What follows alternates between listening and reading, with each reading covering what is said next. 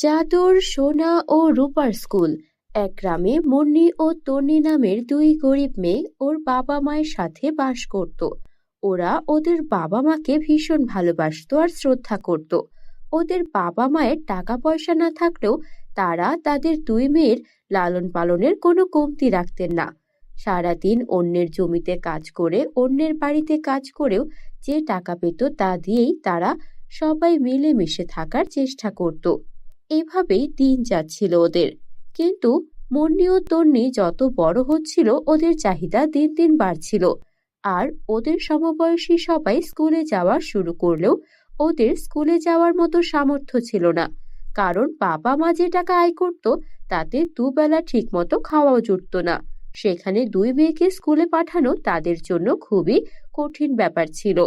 আর এই জন্য মুন্নি ও তন্নিরও ভীষণ মন খারাপ হতো। যখন সকালবেলা সবাই স্কুলে যেত ওরা শুধু তাকিয়ে দেখত। এমনই একদিন ওরা রাস্তায় দাঁড়িয়েছিল, তখনই গ্রামের অন্যান্য শিশুরা স্কুলে যাচ্ছিল। ওদের মধ্যে লিপি নামের একটা মেয়ে ছিল অনেক হিংসুটে। লিপি ওদেরকে দেখে এগিয়ে এলো আর বলল, কি এভাবে দাঁড়িয়ে আছিস কেন? তোদের বুঝি স্কুলে যেতে ইচ্ছে করে? তোদের বাবা মা এত গরিব যে তোদের তো কখনো স্কুলেই পাঠাতে পারবে না। তোর মা তো মানুষের বাড়িতে চাকরানির কাজ করে, তোরও ভবিষ্যৎ তাই হবে। তোরা দুই বোন আমাদের বাড়িতে চাইলে কাজের লোকের কাজ করতে পারিস। আর শোন, আমি তো পড়াশোনা করছি, বড় হয়ে আমি ডাক্তার হব। ভবিষ্যতে তোদেরকেই আমার বাড়ির কাজের লোক নেব। এভাবেই নানা রকম কথা শুনিয়ে ওরা সেখান থেকে স্কুলে চলে যায়। এদিকে মুন্নি আর তন্নির মন ভীষণ খারাপ হয়। এই সব কিছু ওদের মা ঘর থেকে শুনছিলেন। তারও খুবই খারাপ লাগে যে সে তার মেয়েদেরকে কোনোভাবে স্কুলে ভর্তি করাতে পারছে না। এদিকে মুন্নি ও তন্নি রাতে মন খারাপ করে কাঁদতে কাঁদতে ঘুমিয়ে পড়ে। স্বপ্নে ওরা দুই বোনই একটা অসহায় বৃদ্ধ লোককে দেখতে পায়।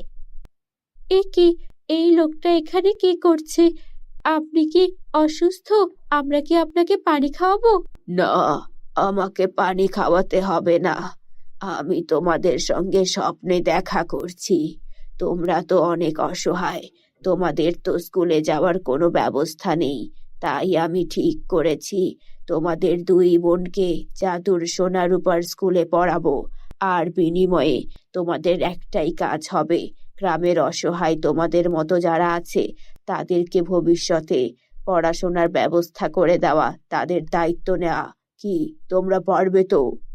কি বলছেন এসব? স্বপ্নের স্কুল? স্বপ্নে আবার স্কুল হয় নাকি? ঠিক আছে, চলো, এখনই তোমাদেরকে নিয়ে যাচ্ছি। এই বলে সেই বৃদ্ধা লোকটা ওদের দুই বোনকে জাদুর সোনা ও রূপার স্কুলে নিয়ে গেল। ওরা দেখলো সেখানে একটা স্কুল সোনা দিয়ে তৈরি, আর একটা স্কুল রূপা দিয়ে তৈরি। এটা দেখে ওরা তো অবাক হয়ে গেল। এত সুন্দর দুই স্কুল! স্কুলের ভেতরে সোনার স্কুলে ছিল সোনার মোহর আর মুদ্রা, আর রূপার স্কুলে ছিল অনেক রূপার মুদ্রা। এই সব কিছু দেখে ওরা ভীষণ খুশি হলো, আর সেখানে নতুন নতুন জিনিস শিখতে শুরু করলো। ওরা অনেক অনেক জ্ঞান অর্জন করলো। পাশাপাশি ওরা যখন ক্লাস শেষ করে ওদের বাসায় আসার কথা ভাবছিল, তখনই সেই বৃদ্ধা লোকটা আবারও হাজির হলো আর বলল, তোমরা এখান থেকে শুধু ক্লাসই নয়, বরং যাওয়ার সময় তোমাদের যতগুলো ইচ্ছা সোনা আর রূপার মোহর নিয়ে যেতে পারো। এতে করে তোমাদের দারিদ্রতাও খুঁজবে, আর সাথে করে অসহায় মানুষদেরও সাহায্য করতে পারবে। কি বলছেন? আপনি আমাদেরকে এত সাহায্য কেন করছেন? তোমাদেরকে সাহায্য করছি কারণ তোমরা অনেক ভালো মনের। তোমাদের গ্রামে তোমাদের চেয়ে ভালো মনের আর কেউ নেই। কিছুদিন আগে একটা ছোট্ট বিড়াল ছানা মাটিতে পড়েছিল, তোমরা সেই বিড়াল ছানাটাকে সেবা করে সুস্থ করেছিলে, মনে আছে? হ্যাঁ, মনে তো আছে। আমরা তো ওর নাম রেখেছিলাম মিনি, কিন্তু মিনি সুস্থ হওয়ার পর কোথায় যে চলে গেল আর খুঁজে পাইনি। ওটা ছিল জাদুর বিড়াল। তোমরা বিড়ালকে সুস্থ করেছো বলেই বিড়াল আমাকে তোমাদের খবর দিয়েছে। এখন এখান থেকে যতগুলো ইচ্ছা সোনা রূপা নিয়ে যাও। তারপর মুন্নি আর তন্নি অনেকগুলো স্বর্ণ মুদ্রা আর রূপার মুদ্রা নিয়ে এলো। এদিকে ওদের যখন ঘুম ভাঙলো, ওরা দেখলো ওদের হাতে সোনা রূপার মুদ্রা, আর ওরা ওদের ঘরেই আছে। তখন ওরা বুঝতে পারলো ওরা দুই বোন সত্যি সত্যি জাদুর সোনা রূপার স্কুলে গিয়েছিল। তারপর ওরা ওদের বাবা মাকে সব ঘটনা খুলে বলল। ওদের বাবা মা সব শুনে অনেক খুশি হলো, আর ওদের সব অভাবও দূর হয়ে গেল। বন্ধুরা, আমাদের চ্যানেলে নতুন হয়ে থাকলে চ্যানেলটিকে সাবস্ক্রাইব করে বেল আইকন অন করে দিও। Bye bye. এতিম মেয়ের জাদুর সোনার চুল। অনেকদিন আগের কথা। এক গ্রামে রূপসী নামের একটা এতিম মেয়ে বাস করত। রূপসীর বাবা মা নদীতে মাছ ধরতে গিয়ে মারা যায়। এরপর থেকে রূপসী একাই সেই গ্রামেই থাকতে শুরু করে। কখনো এই বাড়িতে, কখনো ওই বাড়িতে, আবার কখনো জমিদার বাড়িতে। এভাবে করেই রূপসীর দিন কাটছিল। ওর বাবা মা মারা যাওয়ার পর ওই বাড়িতে থাকতেও ওর ভীষণ ভয় হতো, কেননা রূপসী ছিল খুবই ছোট। একা একা একটা বাড়িতে থাকা ওর মতো বাচ্চা একটা মেয়ের জন্য খুবই দুষ্কর ছিল। এভাবেই দিন যাচ্ছিল। ওর বাড়ি থেকে থেকেই রূপসী বড় হচ্ছিল।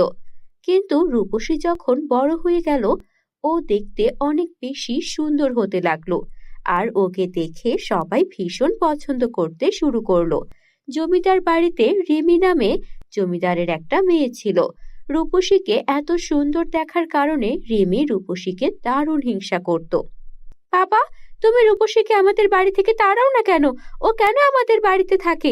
আমি তোমার মেয়ে নাকি রূপসী তোমার মেয়ে? তুমি ওকে আদর করো এত বেশি, আমাকে তো আদর করো না। কে বলেছে আমি তোকে আদর করি না? তুই তোর নিজের স্বভাব পাল্টা। তুই বড়দের সঙ্গে ভালো করে কথা বলা শেখ।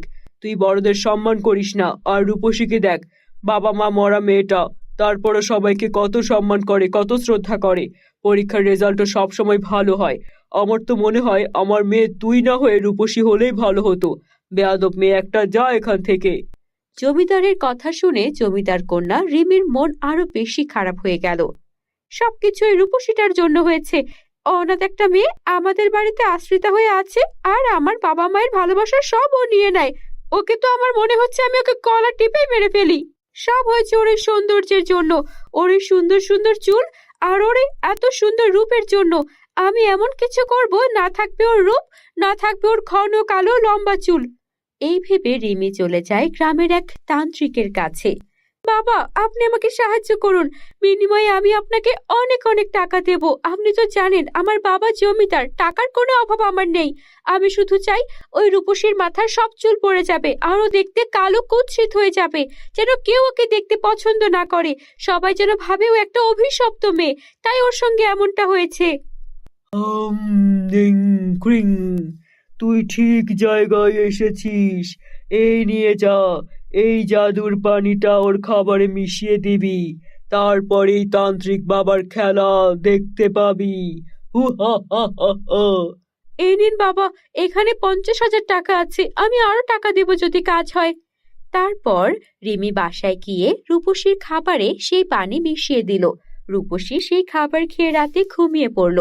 বন্ধুরা, তোমরা যারা যারা গল্পটি দেখছো তোমাদের নাম কমেন্টে লিখে জানাও। আমরা নেক্সট গল্প তোমাদের নাম দিয়ে বানাবো। সকালে ঘুম থেকে উঠে রূপসী নিজেকে দেখে অবাক হয়ে গেল। এ কি হয়েছে আমার? আমার মাথার চুল কোথায় গেল? আর আমার গায়ের রং এত কালো কেন হয়ে গেল? না না, এ তো বড় বিপদ হয়ে গেল। আমি একটা অনাথ এতিম মেয়ে, আমার সৌন্দর্য যদি এভাবে নষ্ট হয়ে যায়, সবাই তো ভাববে আমি কোনো খারাপ কাজ করেছি, তাই আমি অভিশাপ পেয়েছি। না না, এইভাবে হলে চলবে না।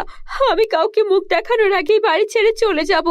ভোর না হতেই রূপসী বাড়ি থেকে বেরিয়ে জঙ্গলে চলে গেল। এই মুখ কাউকে দেখানোর চেয়ে আমি জলে ডুবে আত্মহত্যা করব, সেটাই ভালো। বাবা মা তো ছিলই না, কত কষ্ট করে বড় হয়েছি, আর এখন কিনা আমাকে এভাবে কুৎসিত হয়ে বাঁচতে হবে? না না, কুৎসিত হয়ে বাঁচার চেয়ে মরে যাওয়ার ঢের ভালো। এই ভেবে রূপসী সেই জঙ্গলে থাকা এক পুকুরে ডুব দিল মরে যাওয়ার জন্য, কারণ রূপসী সাঁতার জানতো না। কিন্তু হলো উল্টা, রূপসী সেই পানিতে একটুও ডুবলো না।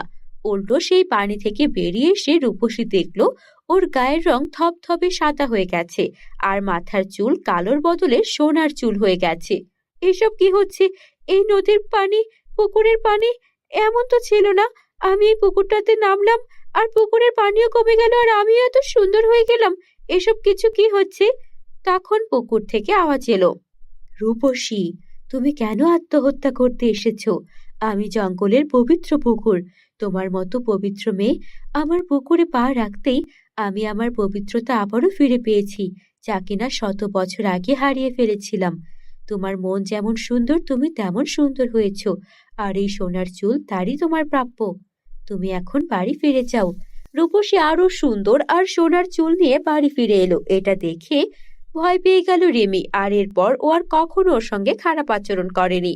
আমাদের চ্যানেলে নতুন হলে চ্যানেলটিকে সাবস্ক্রাইব করে বেল আইকন অন করে দিও। Bye bye.